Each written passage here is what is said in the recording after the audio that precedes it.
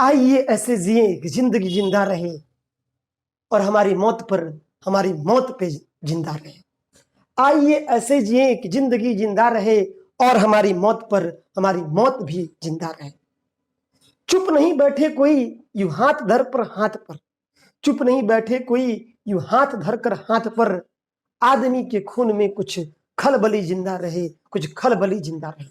इस लाइन के साथ मैं Aditya JS academic YouTube channel पर आपका स्वागत करता हूं। और आज 5 अगस्त 2020 है और आज हमारे भारत के उत्तर प्रदेश के अयोध्या में राम मंदिर का नींव रखा जा रहा है। सबसे पहले सुप्रीम कोर्ट के दिए गए निर्णय को स्वीकार करता हूं और आज मैं एक नए अध्याय की शुरुआत करता हूं, वह है मुगल साम्राज्य। देखिए, हमारी परीक्षाओं में सर्वाधिक प्रश्न होते हैं इस टॉपिक से। आइए मैं बताता हूं आपको मुगल साम्राज्य। देखिए, मुगल साम्राज्य से पहले भारत में किसका शासन था, थोड़ा सा जिक्र करना चाहूंगा। देखिए, दिल्ली सल्तनत की अगर मैं बातें करूं तो सबसे पहले गुलाम वंश का आगमन हुआ था और अंतिम वंश था लोधी वंश। जी हाँ, गुल खिले तो सैयद लोधी, यानी सबसे पहले गुलाम वंश और दिल्ली पर शासन करने वाला अंतिम दिल्ली सल्तनत बोले तो लोधी वंश। जी हाँ, इब्राहिम लोधी नाम सुना होगा आप लोगों ने। देखिए, उस समय हमारे भारत की स्थिति ऐसी थी कि बहुत सारे छोटे छोटे नए राज्यों का उद्भव हो चुका था और हमारे भारत में स्थिति बहुत ही दयनीय थी। गृह युद्ध एक प्रकार के कह सकते हैं, लोग लड़ रहे थे। सारे राजा महाराजा जो थे वो अलग अलग टुकड़ों में बटे हुए थे। उसी दौरान बाबर का आगमन होता है। ठीक है, अब देखिए बाबर की अगर मैं बात करूं तो ये मुगल वंश की अगर मैं बात करूं, मुगल साम्राज्य की, तो देखिए 1526 से लेकर के, जी हाँ, 1526 से लेकर के औरंगजेब की मृत्यु तक 1707, जी हाँ, औरंगजेब की मृत्यु तक, जहां तक मुगल वंश जो है, मुगल साम्राज्य जो है, जो स्ट्रांग रहा था, अगर उसका हम लोग संपूर्ण समय देखें तो 1526 से लेकर के 1707 औरंगजेब की मृत्यु तक की बात मैं करूंगा। ठीक है, अब देखिए सबसे पहली बात, यानी इसके बीच कौन कौन से शक्तिशाली शासक आते हैं, मैं उन पर डिस्कस करने जा रहा हूं। ठीक है, ध्यान से समझिएगा। देखिए, एक सबसे पहले कॉन्सेप्ट, मुगल वंश के शासकों का सही क्रम क्या है, या 1 नंबर का क्वेश्चन यहां से अराइज होता है। तो आपको सिंपल सी बात है, बाहों में आजा शाहजहां के पुत्र औरंगजेब। एक लाइन याद करना मेरा, मैं कॉन्सेप्ट लिख दे रहा हूं एक। जी हाँ, बाहों में आजा शाहजहां के पुत्र औरंगजेब, बाहों में आजा शाहजहां के पुत्र औरंगजेब, बाहों में आजा। एक लाइन याद करेंगे, बाहों में आजा शाहजहां के पुत्र औरंगजेब। सोच लो अगर बाहों में आया तो क्या हुआ। ठीक है, अब देखो इसको मैं डिस्क्राइब करता हूं। बा से बाबर, जी हाँ, बा से क्या होगा, बाबर, ह से हुमायूं, अ से अकबर, ज से जहांगीर। यानी सबसे पहले बाबर, ह हुमायूं, अ अकबर, ज जहांगीर, उसके बाद शाहजहां और उसके बाद औरंगजेब। तो ये था मुगल वंश के शासकों का सही क्रम। जहां तक मुगल वंश जो था स्ट्रांग था, शक्तिशाली था, मैं उसकी बातें करता हूं। तो एक लाइन याद रखना कि मुगल वंश के शासकों का सही क्रम क्या है। तो बाहों में आजा शाहजहां के पुत्र औरंगजेब, बा बाबर, ह हुमायूं, अ अकबर, ज जहांगीर, शाहजहां, औरंगजेब। ठीक है, अब देखिए ये तो था मुगल साम्राज्य में शासकों की बात मैंने किया, यानी 26 से 7 तक, 1526 से 1707 तक मुगल साम्राज्य, 1526 से 1707 तक ये रहा आपका मुगल साम्राज्य। ठीक है, सबसे पहले बाबर, फिर हुमायूं, फिर अकबर, फिर जहांगीर, फिर शाहजहां और फिर औरंगजेब। ये मुगल वंश के शासकों का क्रम था। अब देखिए, अगर मैं बातें करूं मुगल वंश की, तो ये मुगल वंश की, ये जो मुगल होता है, अब इस मुगल को समझना, मुगल का अर्थ क्या होता है, बहादुर। जी हाँ, मुगल का अर्थ होता है, मुगल का शाब्दिक अर्थ होगा क्या, तो बहादुर। ये मुगल वंश बना कैसे, मैं वो डीपली जा रहा हूं।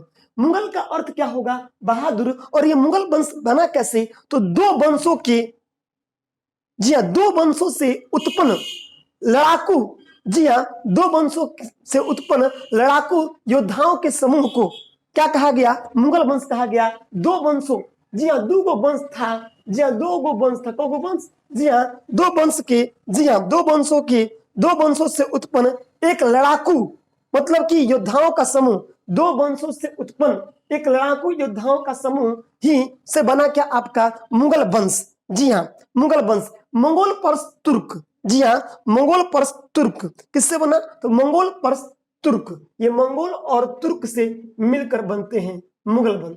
मंगोल पर्स तुर्क से मिलकर बनता है क्या आपका, ये मुगल बनता है। यहां तक समझ में आया अभी हम लोगों को कि मुगल वंश कब से कब तक चला? 26 से 1707 तक प्रमुख कहा जाएगा। ठीक है, अब देखिए सबसे पहले कौन आया? बाबर, बा, ह, हुमायूं, अ, अकबर, ज, जहांगीर, शाहजहां, औरंगजेब। ठीक है, मुगल वंश दो वंशों की, जी हाँ, दो वंशों से उत्पन्न एक लड़ाकू योद्धाओं का समूह, दो वंशों से उत्पन्न एक लड़ाकू योद्धाओं का समूह क्या कहलाया? मुगल वंश कहलाया। ये मुगल वंश का निर्माण मंगोल पर्स तुर्क, जी हाँ, मंगोल पर्स तुर्क से मिलकर होता है। ऐसा ये जो तुर्क के, ये तुर्क चगताई शाखा से थे। तुर्क चगताई, चगताई, चगताई शाखा के थे, तुर्क चगताई शाखा के थे। ऐसा किसके थे? तुर्क चगताई शाखा के थे। ऐसा ठीक है। अब देखिए ये जो तैमूर के, अब देखिए यहां पे थोड़ा सा ये बाबर की जिंदगी पे चलते हैं। ठीक है, अब देखिए बाबर 26 से 30 तक, बाबर की मैं कहानी कहने जा रहा हूं। बाबर कब से कब तक? 26 से 30 तक। बाबर कब से कब तक? 26 से 30 तक। ठीक है, अब इतना बात समझ आया। मंगोल प्लस तुर्क बराबर क्या? मुगल। मंगोल प्लस तुर्क बराबर मुगल, जी हाँ। और 1526 से 1707 औरंगजेब की मृत्यु तक। और ये जो है सबसे पहले कौन आया? बाबर, फिर कौन आया? हुमायूं, फिर कौन आया? अकबर, फिर कौन आया? जहांगीर, फिर कौन आया? शाहजहां, फिर कौन आया? औरंगजेब। ठीक है, अब देखिए सबसे पहले मैं डिस्कस करता हूं बाबर के बारे में। तो बाबर जो था वो 1526 से 30 तक उसका समय रहा।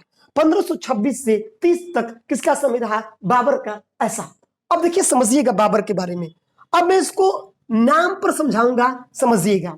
देखिए मान लीजिएगा कि मेरा नाम बाबर है। मेरा नाम क्या है? बाबर। मेरा नाम क्या है? बाबर। मैं बोलूंगा मेरा नाम क्या है, आप घर पे बैठे बैठे बोलना बाबर। ठीक है, देखो मेरा नाम बाबर है। मेरा नाम क्या है? बाबर। मेरा नाम बाबर है। मेरा जन्म कब हुआ? 1483। 1483 में कहिया 14 फरवरी वैलेंटाइन डे को। जी हाँ, 14 फरवरी 1483 को मेरा जन्म हुआ। मेरा नाम क्या है? बाबर। नाम क्या है? बाबर। जन्म कब हुआ? 1483। जन्म कब हुआ? 1483। 1483 बोले तो 1483, यानी 14 फरवरी 1483 को मेरा क्या होता है? जन्म होता है। ऐसा 14 फरवरी 1483 को मेरा जन्म होता है। ऐसा मेरा नाम क्या है? बाबर। जन्म कब हुआ? 1483। जन्म कब हुआ? 1483। 1483 कहिया 14 फरवरी वैलेंटाइन डे को जन्म हुआ था मेरा।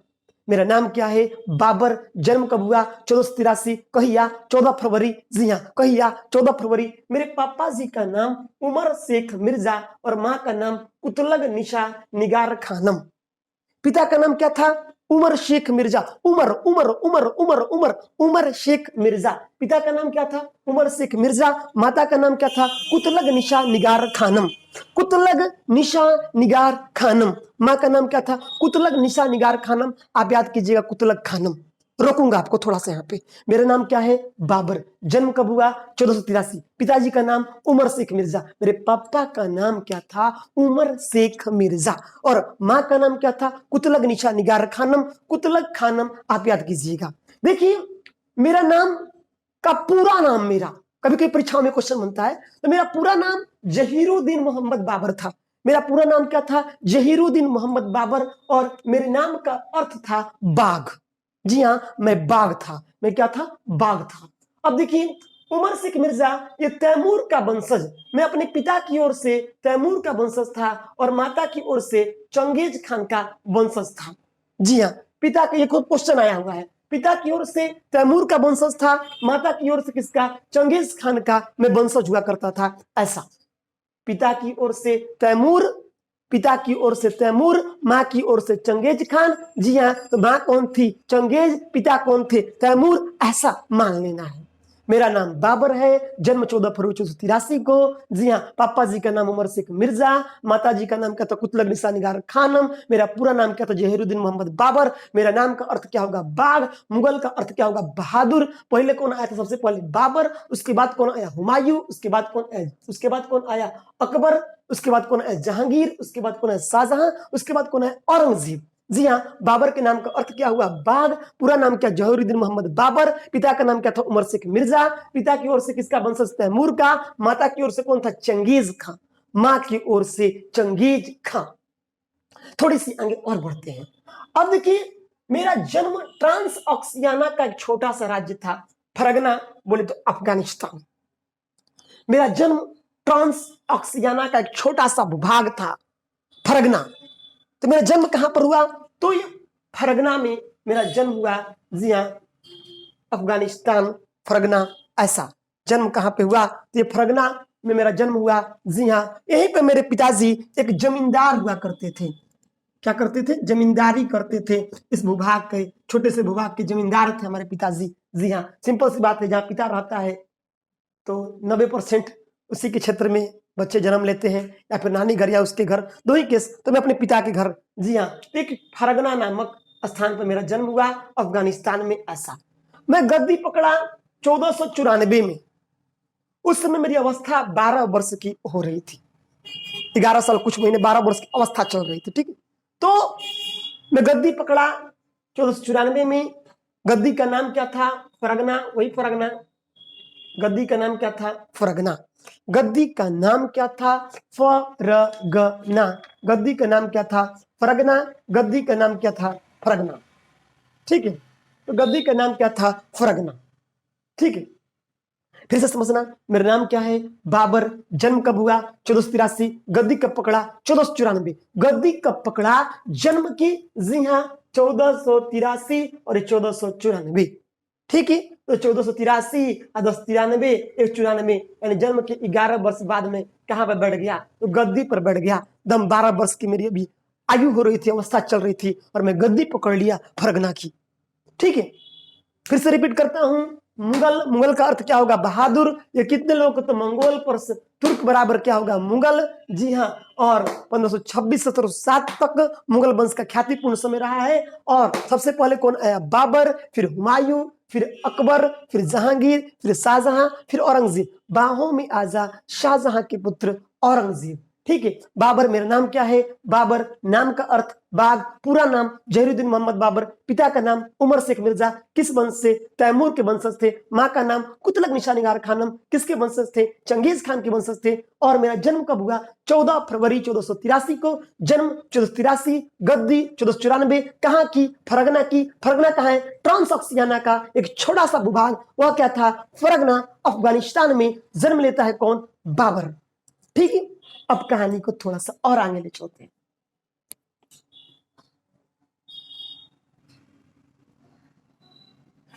अब देखिए क्या होता है कि मैं यहां तक आपको बताया कि मेरे पिताजी का नाम उमर शेख मिर्जा और मां का नाम कुतलग निसा निगार खानम। देखिए वक्त के साथ क्या हुआ कि मैं बड़ा हुआ और मेरी शादी हुई। वैसे तो मैंने बहुत सारी शादियां की थी, लेकिन मेरी प्रिय पत्नी जो थी उसका नाम महा बेगम था। तो मैंने शादी किया बेगा बेगम, बिगह बेगम, माह चुचक, मस्त के अंदर शादी खानम, मैंने मुबारका यूसुफ जई, मैंने बहुत सारी शादियां की। लेकिन मेरी जो प्रिय पत्नी थी वो महा बेगम थी। जी हाँ, शादी के बाद मेरे 4 लड़के हुए। कितने लड़के हुए, 4। एक का नाम हुमायूं, एक कामरान असगरी हिंदाल। हुमायूं, कामरान असगरी हिंदाल, हुमायूं, कामरान असगरी हिंदाल। जी हाँ, मैं बड़ा हुआ, मेरी शादी हुई, मेरे कितने बच्चे हुए, 4। मैं बोलूंगा हुमायूं कामरान, तुम बोलना असगरी हिंदाल। हुमायूं कामरान असगरी हिंदाल, हुमायूं कामरान असगरी हिंदाल, हुमायूं कामरान असगरी हिंदाल। मैं बड़ा हुआ, मेरी शादी हुई और मेरे 4 पुत्र हुए। अब पत्नी आ गई थी, वाइफ आ गई थी, वाइफ प्रेशर दे रही थी बार बार, जाइए कमाइए, जाइए कमाइए, जाइए कमाइए। और फाइनली मुझे कमाने का निर्णय लिया गया। मैं 18 राजा आदमी, मैंने क्या किया कि 1507 में मैं बादशाह बन गया। मैं बादशाह कब बना, 1507 में मैं बादशाह बन गया। और मेरी निगाहें जो थी वो भारत की तरफ थी, और भारत के विरुद्ध मैंने 5 बार युद्ध किया। कितना बार, 5 बार मैंने युद्ध किया। और मैंने सुन रखा था कि भारत सोने चांदी का देश है। मैंने सुन रखा था कि जो भारत है वो कैसा देश है, सोने और चांदी का देश है, हीरे मोतियों का देश है भारत। तो मेरी जो आंखें थी, निगाहें थी, वो भारत की। मैं बादशाह कब बना? 1507। मेरे कितने पुत्र हुए? 4।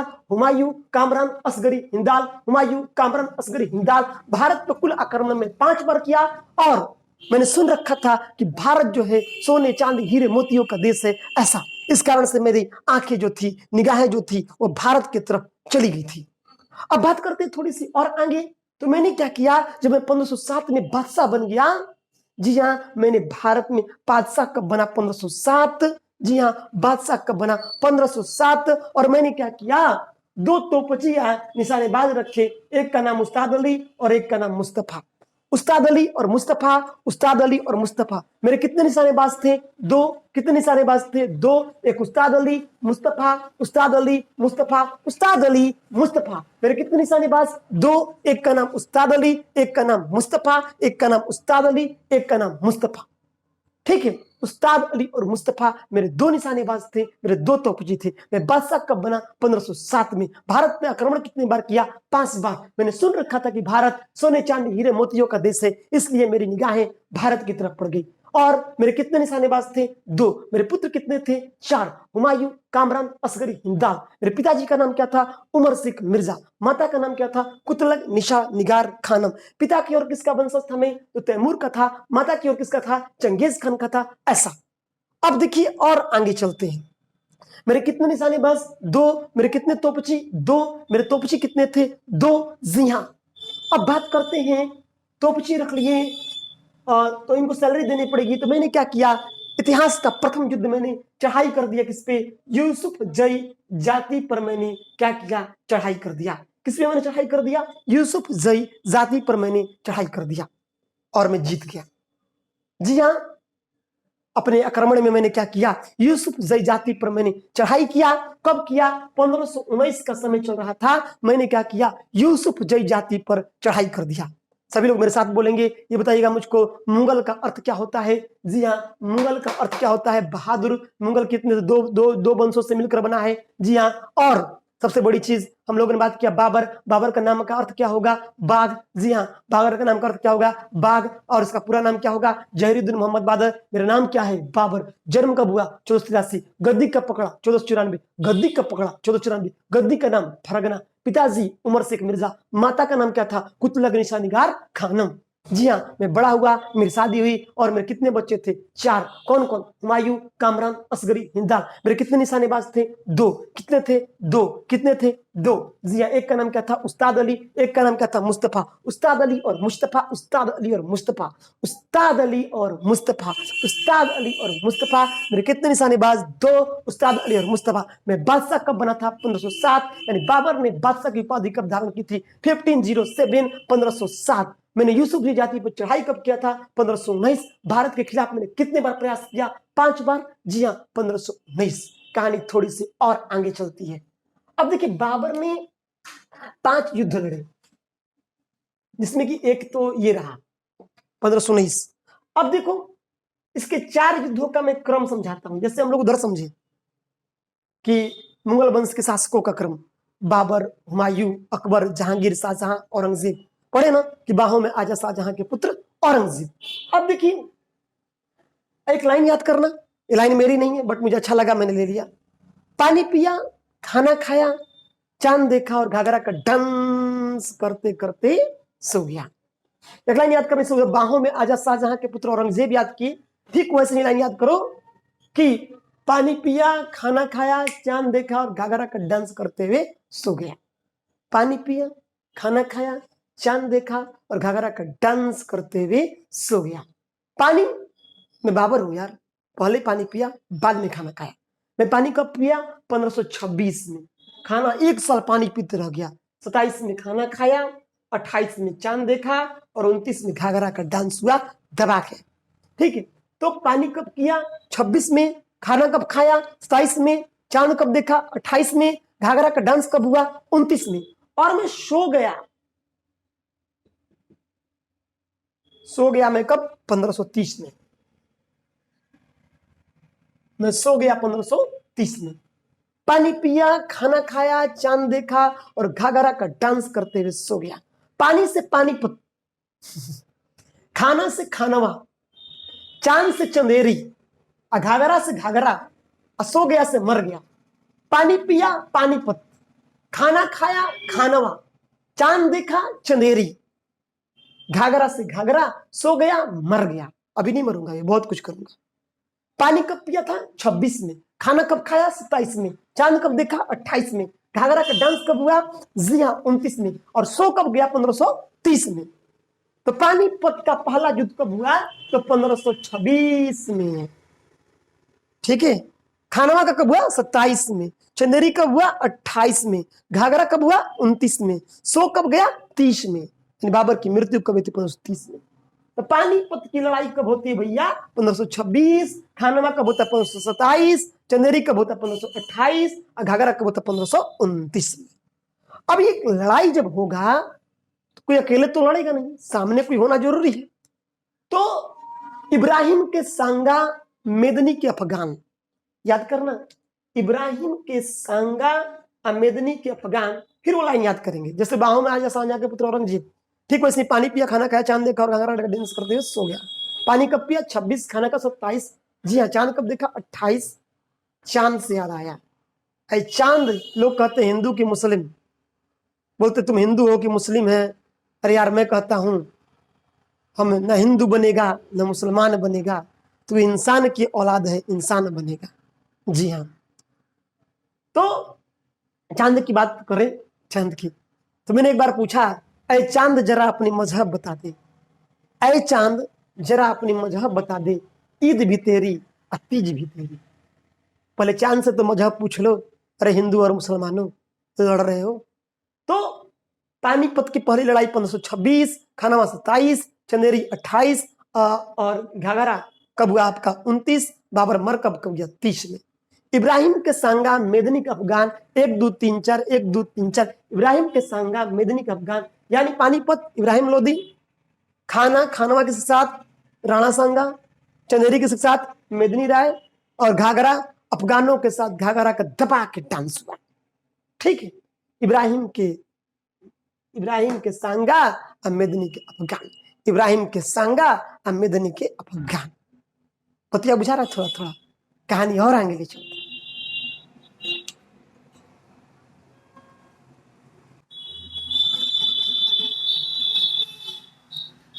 आइए, अभी इतना हम लोग समझ चुके हैं, पानी पिया खाना खाया चांद देखा और घाघरा का डांस करते हुए बाबर सो गया। पानी 26, जी हाँ खाना 27, चांद 28, घाघरा 29 और सो गया 30 में। इब्राहिम के सांगा, मेदनी का अफगान। आइए चलते हैं, ले चलता हूं आप लोगों को पानीपत के प्रथम युद्ध के पास। ठीक है। देखिए पानीपत के 3 युद्ध हुए थे, एक पहला, दूसरा और तीसरा।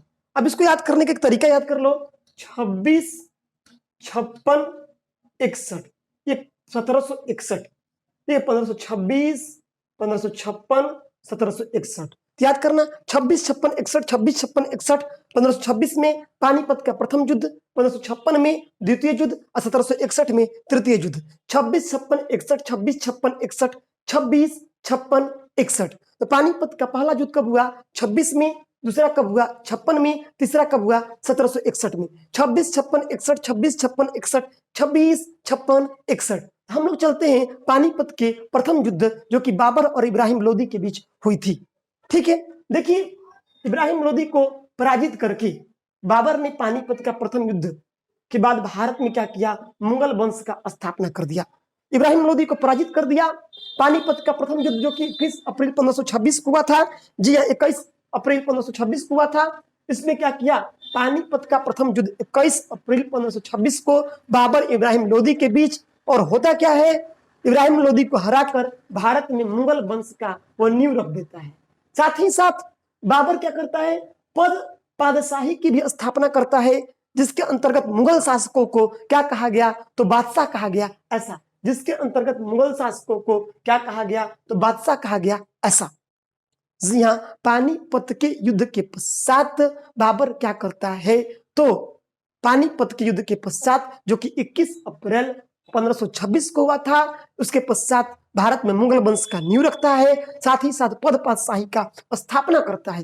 पद पातशाही के अंतर्गत भारत में मुगल शासकों को क्या कहा गया, बादशाह कहा गया। ऐसा इस युद्ध में बड़ा वीआईपी क्वेश्चन, तुगलमा युद्ध नीति या तोपखाने का प्रयोग किया। दो कुशल तोपची थे इसके, उस्ताद अली और मुस्तफा। क्या किया गया? तुगलमा युद्ध नीति और तोपखाने का प्रयोग किया गया। जीतने के बाद बाबर भारत में खूब लूटपाट किया और लूटे गए लूट में मिले धन को अपने सगे संबंधियों, अपने नौकर चाकरों में बांट दिया। प्रसन्न होकर लोगों ने इसकी उदारता के लिए इसको कलंदर की उपाधि दे दी। इसको क्या कहा? कलंदर। इसकी उदारता के लिए बाबर को कलंदर की उपाधि दे दी गई। ऐसा साथ ही साथ इसी लूट के क्रम में उसे कोहिनूर हीरा मिला। क्या मिला? कोहिनूर हीरा मिलता है उसको। और इस कोहिनूर हीरा की अगर मैं बातें करूं, इसकी जो वैल्यू थी पूरी दुनिया की आधे दिन के खर्च के बराबर ये कोहिनूर हीरा था। पूरी दुनिया, होल जो आपका वर्ल्ड है, उस दुनिया का आधा दिन का खर्च के बराबर यह कोहिनूर हीरा था। तो ये था पानीपत का प्रथम युद्ध। क्या था? पानीपत का प्रथम युद्ध। ठीक है, अब चलते हैं खानवा। खानवा कब हुआ? 27वीं। और किसके साथ हुआ? इब्राहिम के सांगा, राणा सांगा के पास युद्ध होता है। और इस युद्ध के पश्चात बाबर क्या करता है? विजय प्राप्त होने के बाद क्या कहता है? कह देता है बाबर की मैं कौन हूं? तो गाजी हूं। ऐसा वो क्या कहता है? तो गाजी की उपाधि से नवाजता है। बाबर क्या करता है कि खानवा विजय के पश्चात जब वो खानवा जीत जाता है 1527 में, जब खानवा जीत जाता है तो खुद को कहता है क्या? गाजी की उपाधि से नवाजता है। क्या कहता है? कि मैं गाजी हूं। जी हाँ, कौन हूं? गाजी हूं। ऐसा। जी हाँ, ये जो राणा सांगा था यह जहर देने के कारण इसका मृत्यु हुआ था। किसके कारण? तो जहर देने के कारण इसका मृत्यु हुआ। ऐसा अंत में राणा सांगा का। बातें समझ में आ रही है? अब देखो, जहां तक कहानी समझ गए हम लोग, 26, 56, 61 पानीपत का पहला युद्ध 26, दूसरा 1556, तीसरा 1761। खानवा समझ गए। 1527 में युद्ध हुआ खानवा का। किसके किसके? बाबर और राणा सांगा के बीच। बाबर जीत गया और राणा सांगा को जो है जहर के चलते उसकी मृत्यु हुई थी। ऐसा कोहिनूर हीरा मिला। कोहिनूर हीरे की कीमत कितनी बताई गई थी? पूरी दुनिया में के आधे दिन के खर्च के मतलब की वैल्यू के बराबर उसका कीमत था। ऐसा। ठीक है, थोड़ी सी आगे और चलते हैं।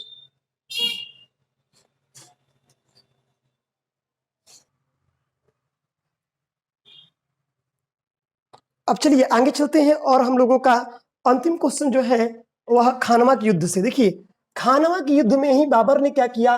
जिहाद का नारा दिया। खानवा के युद्ध के दौरान बाबर ने क्या किया? जिहाद का नारा दिया। मैंने क्या किया? खानवा के युद्ध के पश्चात क्या किया था? आपको मालूम है, गाजी की उपाधि धारण मैंने किया था और खानवा के युद्ध में ही मैंने जिहाद का नारा दिया था। और तमगा नामक कर को मैंने क्या किया? समाप्त कर दिया। मैंने क्या किया? तमगा नामक कर को समाप्त कर दिया। अब बात करते हैं किसकी? बाबर और अफगानों के बीच घाघरा का युद्ध, यानी मेरे और अफगानों के बीच जो है वो युद्ध हुआ 6 मई 1529 को।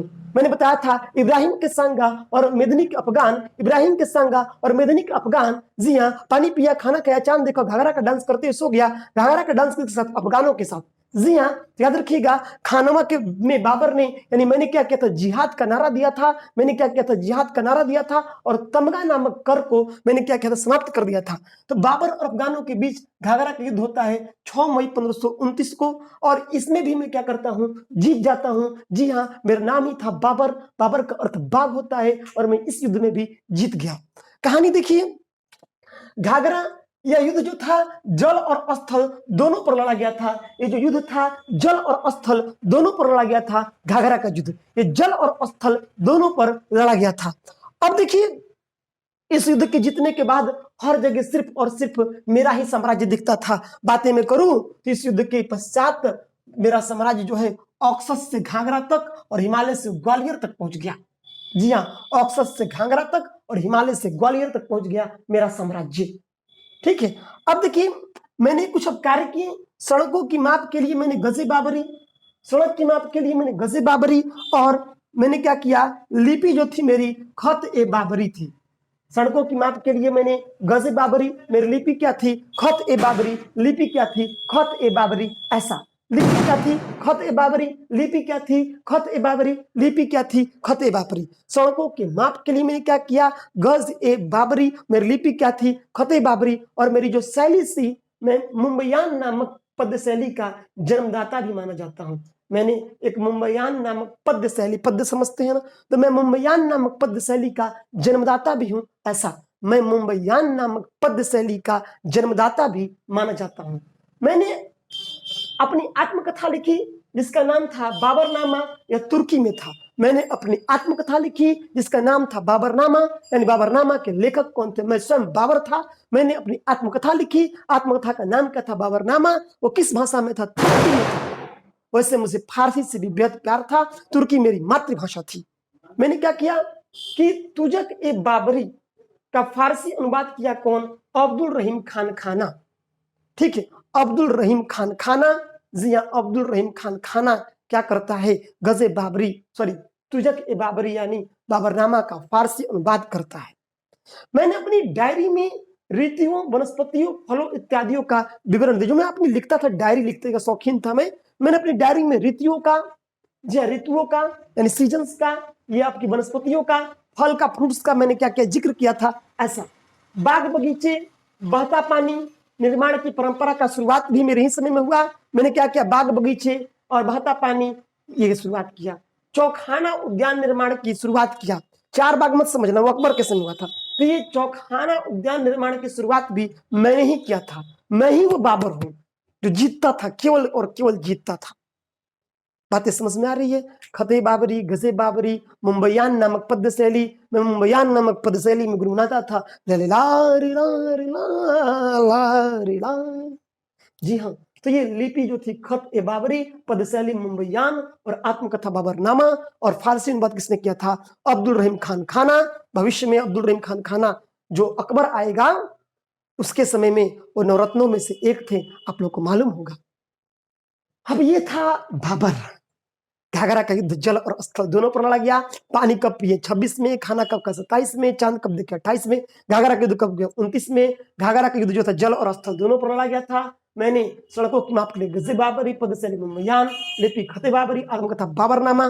ठीक है, अब देखिए अब क्या होता है कि मेरी मृत्यु हो जाती है और मुझे काबुल में मुझे दफना दिया जाता है। मेरी मृत्यु हो गई और मुझे कहाँ दफनाया गया? काबुल में दफना दिया गया। जी हाँ, काबुल, आगरा, जी हाँ, वहीं पे दफना दिया गया। फिर काबुल में दफना दिया गया। अंतोगत्वा मुझे मेरे चुने हुए स्थान काबुल में मुझे दफना दिया गया। अंतोगत्वा मुझे काबुल में दफनाया गया जो कि आगरे में है। और सबसे पहले मुझे कहाँ दफनाया गया था? आगरा के आराम बाग में। किंतु कुछ समय के पश्चात मुझे कहाँ पर दफनाया गया? तो काबुल में ले जाकर मुझे दफना दिया गया। कहाँ पर दफना दिया गया? काबुल में दफना दिया गया। अंतिम रूप से मुझे काबुल में दफनाया गया, वहीं पर मेरा मकबरा है। और सबसे पहले मुझे आगरा के आराम बाग में दफनाया गया और अंतिम रूप से मुझे काबुल में दफनाया गया। और मेरी इच्छा भी थी कि मुझे काबुल में दफनाया जाए। आज भी मेरा वहां मकबरा है, चाहो तो जाकर देख लेना आप लोग। ये था बाबर। बहुत मेहनत से बनाया ये वीडियो, पूरा देखना। एक एक क्वेश्चन को मैंने पिरो दिया है, शायद ही क्वेश्चन छूटे। लंबा तो वीडियो हुआ है भाई, कोई बात नहीं है। नेक्स्ट वीडियो में मिलते हैं हुमायूं के साथ।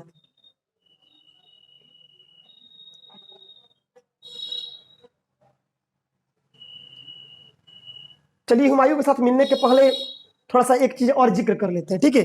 थोड़ा सा मुगल शासकों का मकबरा, कब से टॉपिक लिख रखा था मैं समझाया नहीं था आप लोगों को।